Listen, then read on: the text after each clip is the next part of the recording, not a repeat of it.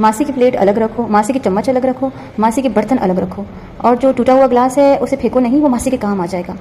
मुझे एक बात बताएं, हम इतना सच धज के या किसी भी ओकेजन पे या किसी भी वजह से हम रेस्टोरेंट जाते हैं, कोई एक्साइटमेंट में या किसी दावत पे, तो वहाँ पे भी तो हमसे पहले कितने सारे लोगों ने खाना खाया होता है।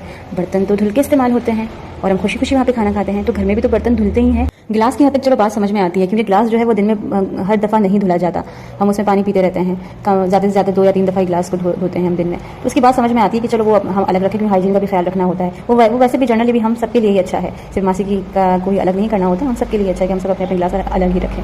बाकी उसके अलावा जो बर्तन में हम खाना खाते हैं तो हर दफ़ा हम धो के ही इस्तेमाल करते हैं। तो बेचारी मासी के साथ हम ऐसा सलूक क्यों करते हैं? वो मासी जो आपके घर में काम करती है, जो आपको इतना सपोर्ट करती है, अब आप कहेंगे कि नहीं हम तो उसे पैसे देते, सपोर्ट की क्या बात है? अरे भाई, ये अल्लाह ताला की तकसीम है, इसमें तुम्हारी या मेरी कोई बड़ाई नहीं है कि हम इतने महल जैसे घर में बैठे हुए हैं और वो हमारे घर में काम कर रही है। क्योंकि मेरी मासी को पाकिस्तानी खानों की अलिफ बे भी नहीं पता, इसलिए आज नाश्ता फिर मैंने ही बनाया, क्योंकि आज मेरा चीट डे था और आज मेरा दिल था ऑमलेट खाने का, चाय पीने का, रोटी खाने का। आहा, ज़बरदस्त, क्या मज़ा आता है रोटी को ऐसे मरोड़ के तोड़ के ऑमलेट के साथ ऐसे निवाला बना के, आहा, अंदर मुंह में जाके आपके घुल जाती है, आहा, मज़े आ जाते हैं। ये कभी कभी खाओ ना तो आप ऐसा शुक्र करते हो खुदा का, आहा, क्या लज्जत भरी है चीज़ों में, खानों में अल्लाह ताला ने क्या जायका दिया हुआ है हर चीज़ में।